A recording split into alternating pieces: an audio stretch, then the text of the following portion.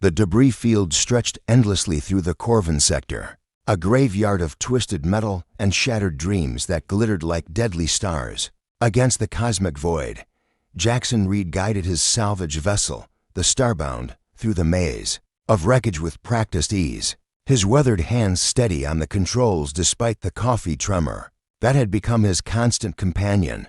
Another merchant convoy, he muttered, scanning the remains of what had once been a proud fleet. Third one this month.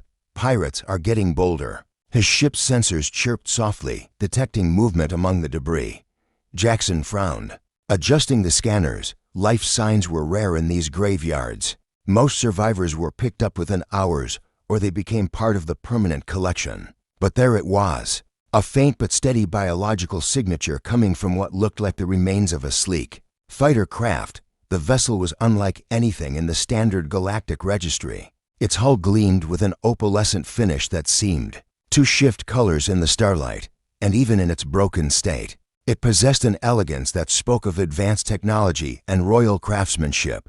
Jackson had seen enough alien ships to recognize quality when he saw it. Well, I'll be damned, he breathed, maneuvering closer. Someone's still alive in there.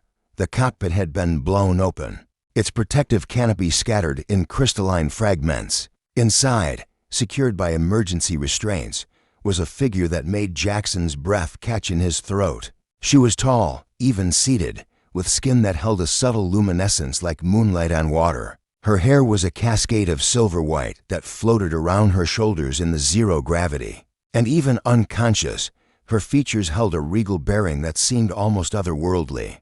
But it was her clothing that truly caught his attention. She wore form-fitting armor that looked both ceremonial and functional, adorned with intricate patterns that seemed to pulse with their own inner light. This wasn't just any survivor, this was someone important. Jackson quickly donned his EVA suit and made his way to the airlock. The void between ships was filled with floating debris, and he had to navigate carefully to avoid being impaled by a spinning piece of hull plating. As he approached the damaged fighter, he could see the woman more clearly through his helmet's enhanced optics. She was beautiful in a way that transcended species, but there was something fierce about her even in unconsciousness. Her jaw was set with determination, and her hands, though limp, bore the calluses of someone who knew how to handle weapons. This was a warrior, not just a passenger. Easy now, Jackson murmured as he reached her ship, though she couldn't hear him through the vacuum. Let's get you out of here. He worked quickly to release her restraints, his practiced hands making short work of the alien buckles. The moment he touched her, she stirred, her eyes fluttering open to reveal irises that swirled with colors he couldn't name, deep purples and blues that seemed to hold the depths of space itself. For a moment, they stared at each other through his helmet's faceplate. Then her eyes widened, and she began to struggle weakly against his grip. No, she gasped, her voice somehow carrying through the emergency communicator in her suit. I don't need, but whatever she didn't need was lost as her eyes rolled back and she went limp again. Jackson caught her easily, cradling her against his chest as he activated his suit's thrusters. The irony wasn't lost on him. She was protesting his help while literally unconscious in his arms. Back aboard the Starbound, Jackson carefully removed her helmet and suit, revealing the full extent of her alien beauty. Her skin held that subtle glow he'd noticed before, and up close, he could see delicate patterns traced along her arms and neck, not tattoos, but something that seemed to be part of her very being. He carried her to the ship's small medical bay, laying her on the examination table. The medical scanner hummed to life, running diagnostics on her alien physiology. Her vital signs were stable but weak, and the readout indicated severe dehydration and oxygen deprivation. Let's see what we're working with, Jackson murmured, connecting an IV line to her arm. The medical bay's computer had to make several adjustments to accommodate her alien biology, but soon it was feeding her the nutrients and fluids she needed. As he worked, he couldn't help but study her face. Even in unconsciousness, she looked proud, almost defiant. Her lips were pressed into a thin line, and her brow was furrowed as if she was arguing with someone in her dreams. There was something about her that reminded him of the ancient warrior queens from human mythology, beautiful, dangerous, and utterly untouchable. "What's your story?" he asked softly, adjusting the blanket around her shoulders. "And why do I get the feeling you're going to be nothing but trouble?" As if in response to his words, her eyes snapped open, instantly alert and focused.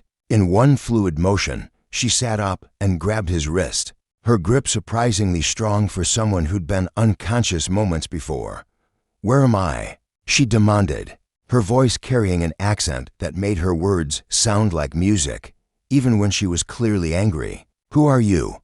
What have you done to me?" "Easy there, warrior princess," Jackson said, gently but firmly removing her hand from his wrist. "You're safe. I'm Jackson Reed, and I just pulled you out of a debris field. You were dying out there." Her eyes narrowed, and he caught a glimpse of something almost predatory in their depths. "I was not dying. I was strategically recovering, in a blown-out cockpit with no life support. I had everything under control," she insisted, swinging her legs off the examination table despite the IV still attached to her arm. "I don't need some random human's charity." Jackson watched in amazement as she tried to stand, only to sway dangerously on her feet. He reached out to steady her, but she batted his hands away. "Don't touch me," she snapped. "I can handle myself, right?" Jackson said, crossing his arms. "That's why you were floating unconscious in space." Her cheeks flushed with what he assumed was embarrassment, though the subtle glow of her skin made it hard to tell. "That was a temporary setback. I would have figured something out." "Like what?" "Photosynthesis." She glared at him, and for a moment, Jackson thought she might actually try to hit him. Instead, she straightened her shoulders and lifted her chin with regal dignity. "I am Kira Voss, daughter of the eternal throne of Zephyria, trained in 17 forms of combat and sworn protector of the Crystal Sanctum," she announced, her voice carrying the weight of absolute authority. "I am not some helpless damsel in need of rescue," noted, Jackson said dryly. "But you're also currently attached to N4 and wearing a hospital gown. So maybe save the royal proclamations for when you can stand without swaying." The look she gave him could have melted steel, but before she could form a suitable retort, her knees buckled. Jackson caught her easily, one arm around her waist, supporting her weight as she struggled to maintain her dignity. "This is temporary," she muttered against his shoulder, her voice muffled by exhaustion. "I'm sure it is," Jackson replied, helping her back onto the examination table. "But maybe temporary help isn't the end of the world." As he settled her back under the blankets, Kira's eyes began to drift closed again, but even as sleep claimed her, she managed one last defiant whisper. "I'm not your responsibility." Jackson looked down at her sleeping form, taking in the proud set of her shoulders even in unconsciousness, the way her hands remained clenched as if ready for battle even in sleep. She was magnificent and maddening and completely, utterly stubborn. "No," he agreed quietly, "but you're here now, and like it or not, princess, you're stuck with me until you're strong enough to leave." Outside the medical bay's viewport, the debris field continued its silent dance through space, keeping its secrets about what had brought the proud warrior princess to this moment of vulnerable defiance. But inside the starbound, something had shifted. Two lives had intersected in the vast emptiness of space, and neither would ever be quite the same.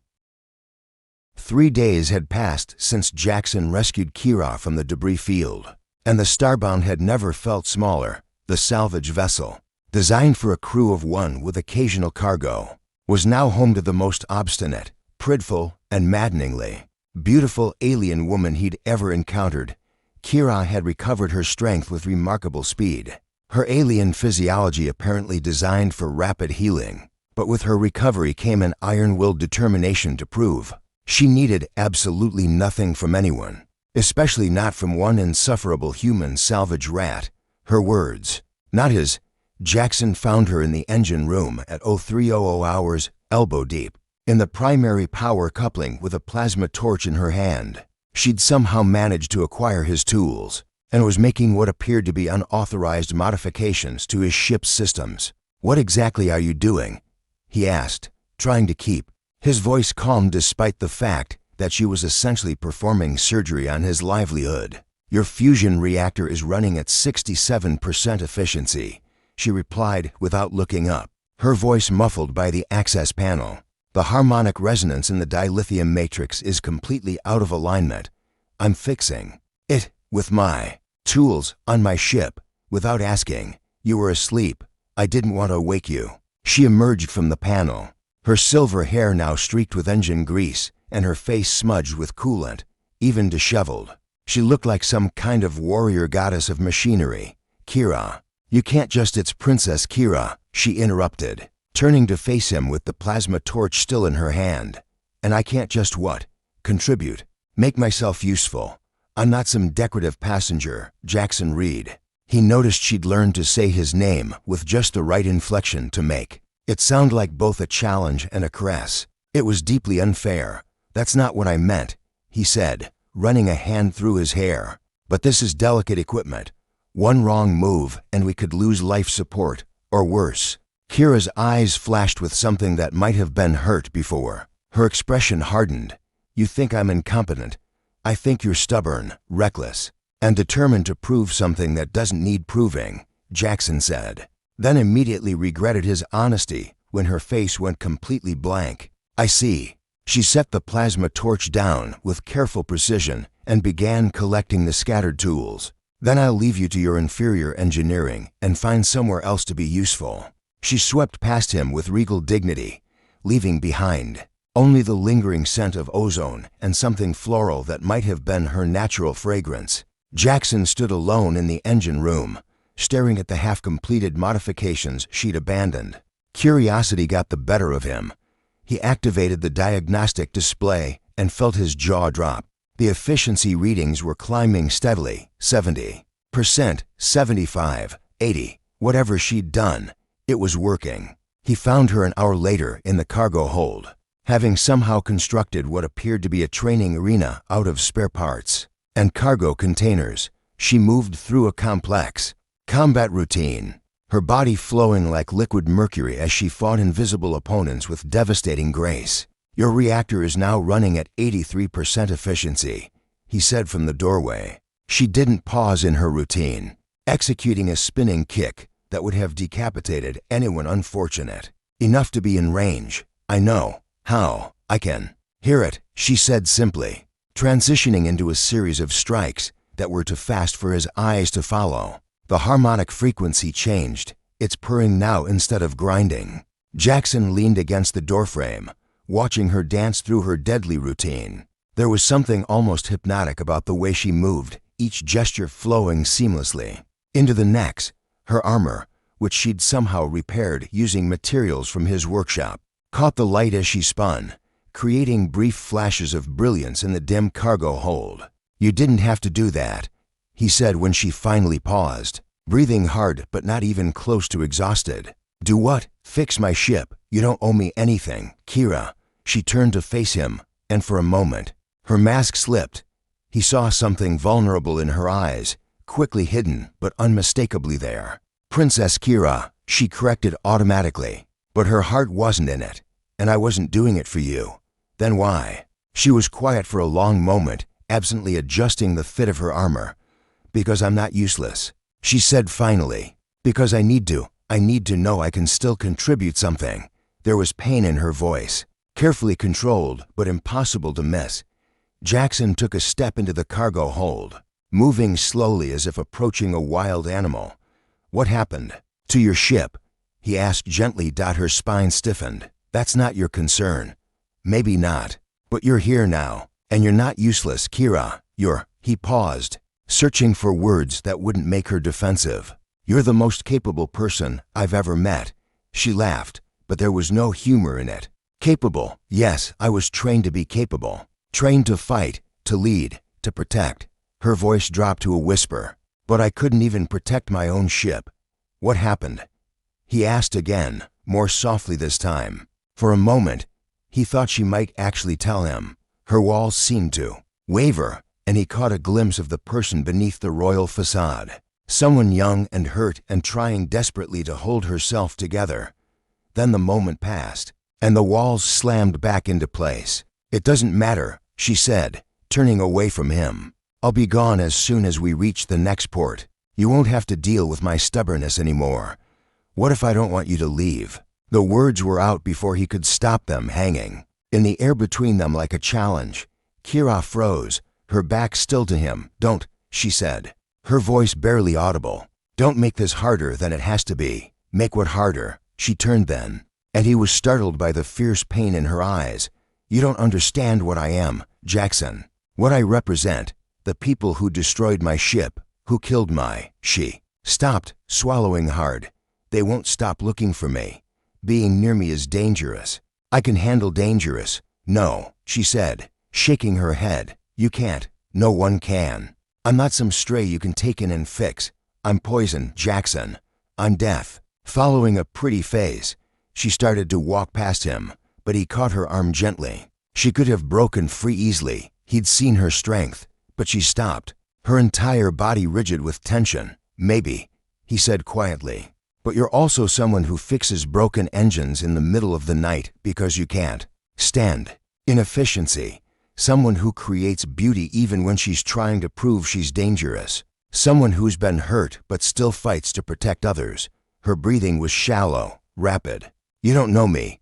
Then let me, for a heartbeat." She leaned into his touch, her guard dropping just enough for him to see how badly she wanted to say yes. Then she pulled away, her expression shuddering. "I can't," she whispered. "I won't be responsible for your death." She left him standing in the cargo hold, surrounded by the evidence of her lethal grace and hidden pain. Jackson stared at the makeshift training arena she'd built, seeing now not just the work of someone trying to stay in fighting shape, but the desperate efforts of someone trying to outrun her own demons. Later that evening, he found her in the ship's small observation lounge, curled up in the single chair with her knees drawn to her chest. She was staring out at the stars, her profile illuminated by the soft glow of nebular gas in the distance. "Couldn't sleep?" he asked, settling onto the floor beside her chair. "I don't sleep much," she admitted. "Too many nightmares." They sat in comfortable silence for a while, watching the stars wheel slowly past. Finally, Kira spoke again. "My ship was called the Starfire," she said quietly. "It was a gift from my father when I completed my warrior trials. Fast, elegant, deadly. Like me. Or so I thought." Jackson waited, not wanting to break the spell of her openness. "I was returning from a diplomatic mission when they found me.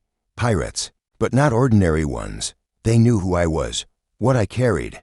They'd been waiting." Her voice was steady, but he could see her hands trembling slightly. "I fought them off, but there were too many. The Starfire was dying and You got to the escape pod."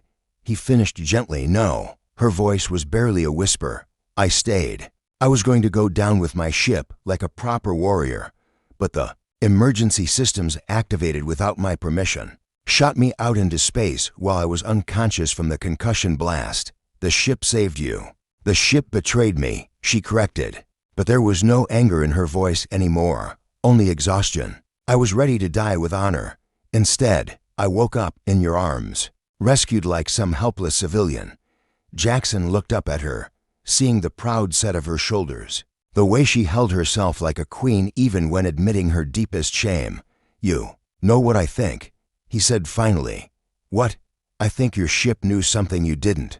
I think it knew you were worth saving, even if you didn't think so yourself." She looked down at him, her swirling eyes bright with unshed tears. "You're an idiot." "Probably," he agreed.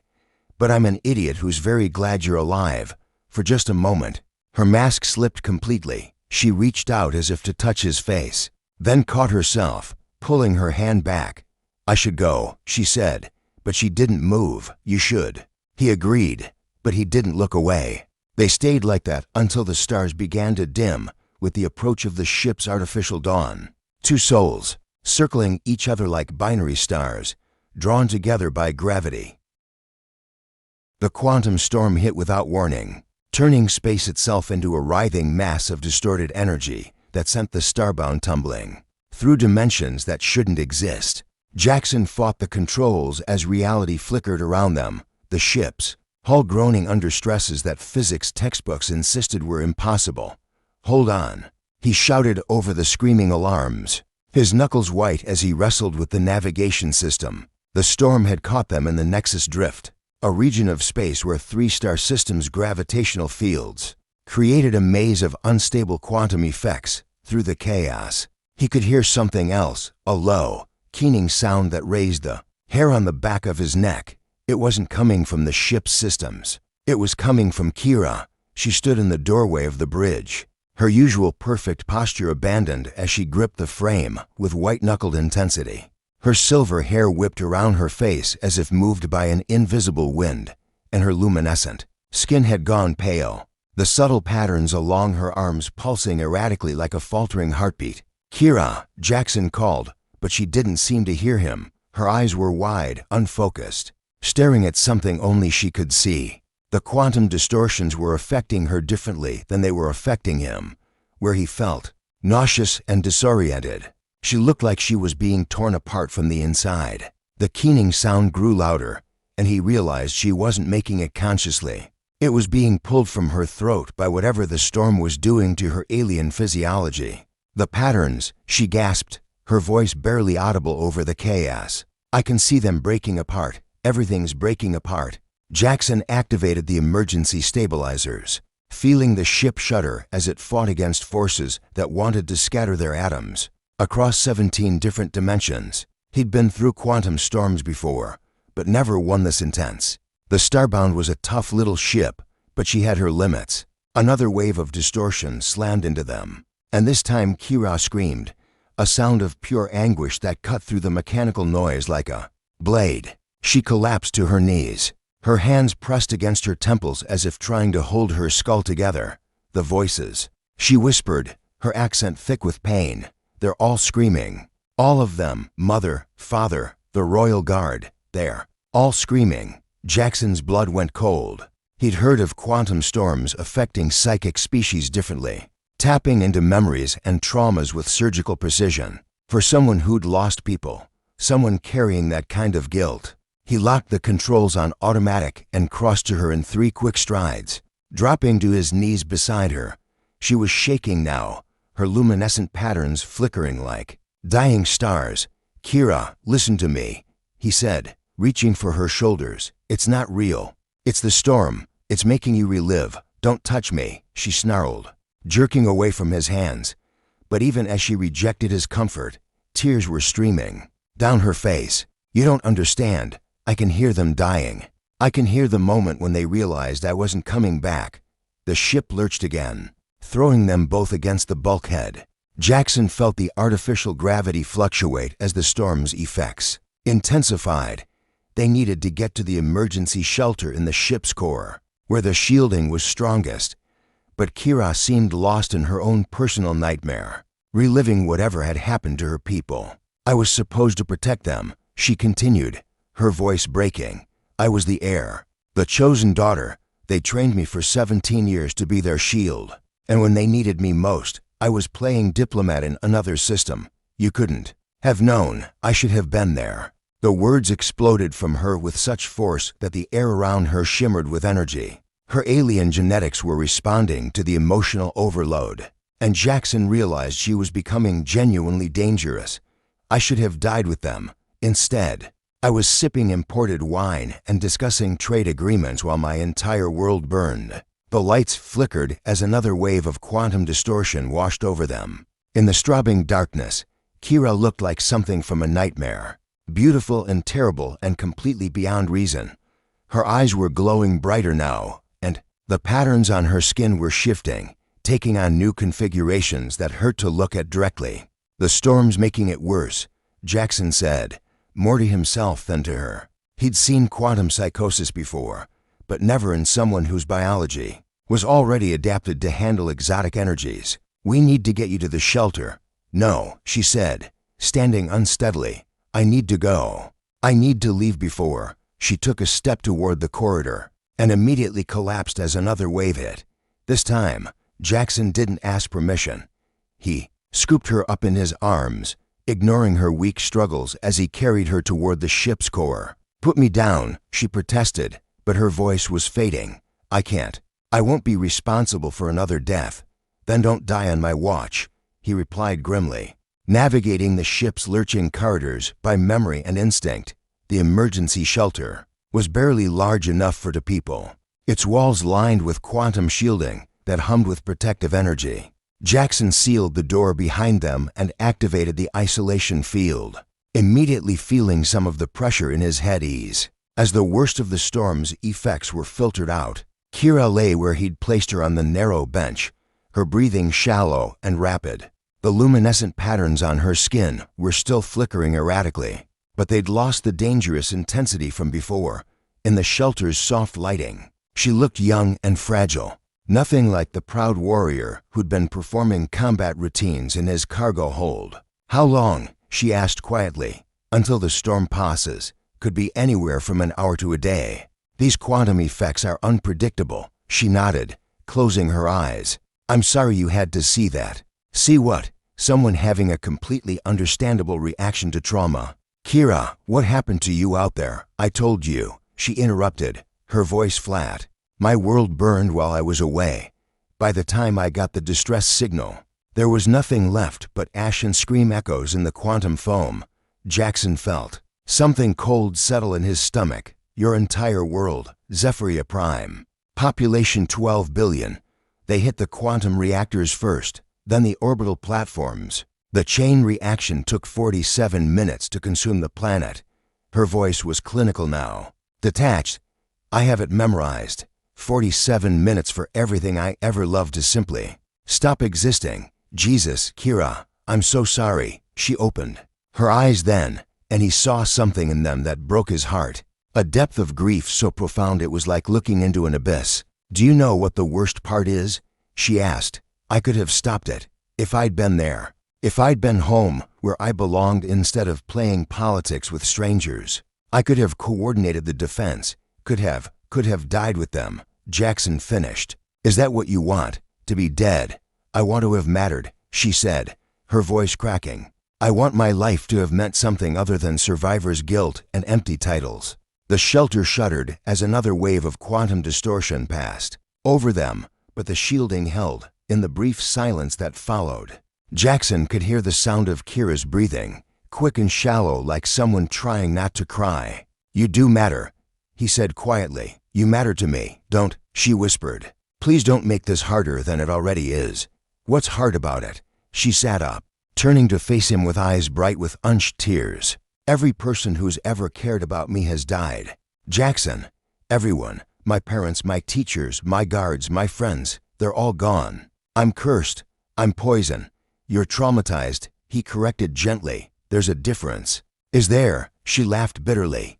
"Because from where I'm sitting, it looks an awful lot like anyone who gets close to me ends up dead." Jackson leaned forward, close enough to see the flecks of gold in her alien eyes. "I'm not dead yet," she said. "Give it time." They sat in silence for a while, the storm raging around their small sanctuary. Finally, Kira spoke again, her voice so quiet he had to strain to hear her. "I dream about them sometimes, about what they must have thought in those final moments, whether they wondered where I was, why I wasn't there to protect them. They probably thought about how glad they were that you were safe," Jackson said. "That's what people who love you do. They want you to survive, even if they can't. You don't know that." "No, but I know what I'd think if I were in their position. If someone I cared about was in danger, I'd want them as far away as possible. I'd want them to live, even if it meant living with the pain of losing me." Kira looked at him for a long moment, something shifting in her expression. "You really believe that?" "I know it," he said, "because that's how I feel about you right now." The words hung between them like a confession. Kira's breath caught, and for a moment, he thought she might reach for him. Instead, she pulled back, wrapping her arms around herself like armor. "You can't feel that way about me," she said. "I won't let you."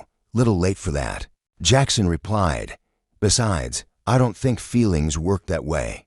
"They have to," she whispered. "Because I can't lose anyone else. I can't." The vulnerability in her voice was devastating. Without thinking, Jackson reached out and covered her hand with his. She didn't pull away this time, but he could feel her trembling. "You're not going to lose me," he said softly. "You can't promise that." "No," he agreed.